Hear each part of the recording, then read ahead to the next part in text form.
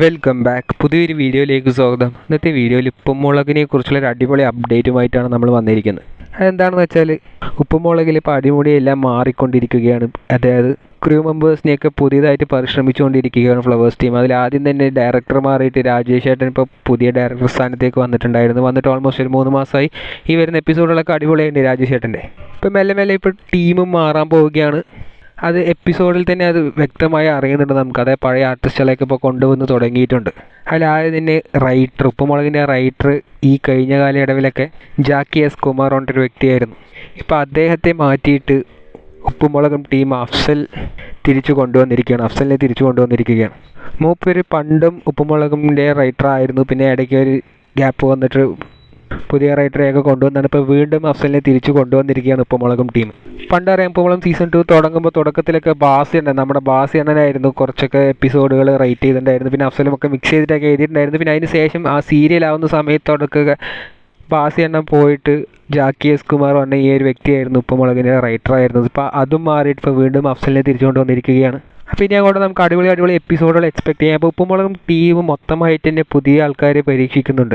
മാത്രമല്ല പഴയ സീസൺ 1 ക്യാരക്ടേഴ്സിനെയൊക്കെ ഇപ്പോൾ പതിയെ ഉപ്പുമുളകിലോട്ട് തിരിച്ചു കൊണ്ടുവരുന്നുണ്ട്. ഈ ആഴ്ച തൊട്ടാണ് ഈ 2 എപ്പിസോഡായിട്ടുള്ള അഫ്സൽ ഉപ്പുമുളകിൻ്റെ റൈറ്ററായി ജോയിൻ ചെയ്തിട്ട്. ഈ 2 എപ്പിസോഡുകളും അടിപൊളി എപ്പിസോഡുകൾ തന്നെയായിരുന്നു.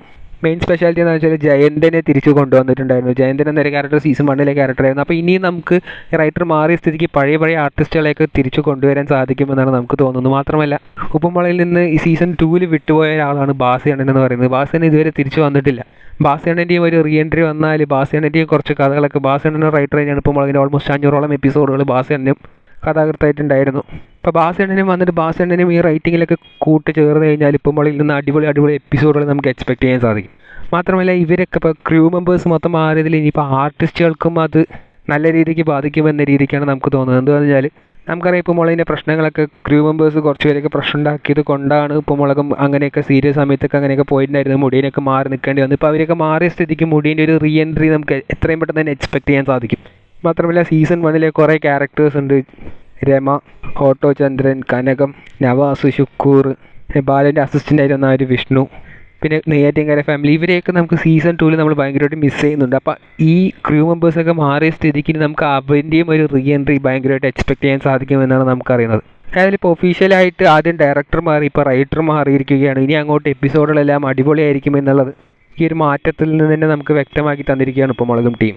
ക്രൂ മെമ്പേഴ്സൊക്കെ മാറിയ സ്ഥിതിക്ക് നമ്മളിനിയിപ്പോൾ അടുത്ത് ഏറ്റവും കൂടുതൽ എക്സ്പെക്ട് ചെയ്യുന്ന ഒരു റീ എൻട്രി ആരുടെയാണെന്ന് വെച്ചാൽ മുടിയൻ്റെ തന്നെയാണ്. മുടിയനും ഫ്ലവേഴ്സ് ചാനലുമായിട്ട് ഇപ്പോൾ ചെറിയൊരു പ്രശ്നത്തിലുണ്ടെങ്കിൽ അതെല്ലാം എത്രയും പെട്ടെന്ന് ഒത്തുതീർപ്പാക്കിയിട്ട് എത്രയും പെട്ടെന്ന് തന്നെ മുടിയൻ്റെ ഒരു റീ എൻട്രി നമ്മളെല്ലാവരും എക്സ്പെക്ട് ചെയ്യുന്നുണ്ട്. അത് എത്രയും പെട്ടെന്ന് തന്നെ സംഭവിക്കട്ടെ എന്ന് നമുക്ക് ആഗ്രഹിക്കാം.